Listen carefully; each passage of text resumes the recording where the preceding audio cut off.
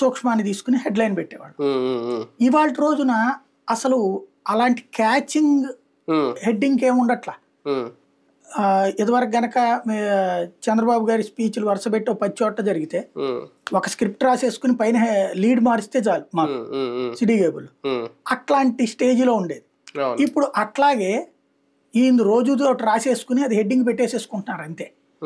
అంతే తప్పించి జగన్ రాక్షసుడు కాబట్టి చంద్రబాబు కోటేయండి, లేకపోతే కనుక జగన్ రాష్ట్రాన్ని నాశనం చేసేస్తున్నాడు, ఇట్లాంటి ఒక 10 పడికట్టు పదాలు పెట్టేసుకుని అదే హెడ్డింగులు పెడుతున్నారు. కానీ ఈయన నిర్మాణాత్మకంగా లేదు, అటు సాక్షి కూడా నిర్మాణాత్మకంగా లేదు.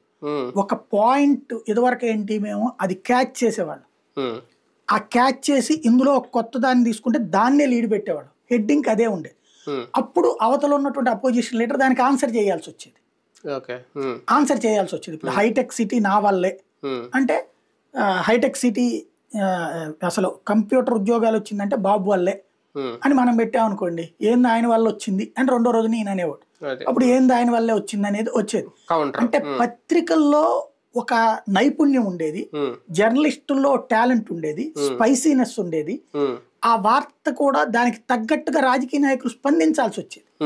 ఇప్పుడు ఏంటంటే రాజకీయ నాయకుల కార్యకర్తలుగా పత్రికలు పనిచేయడం వల్ల ఇక అంతే రొడ్డ కొట్టుడు పని అసలు తప్పించేం లేదు.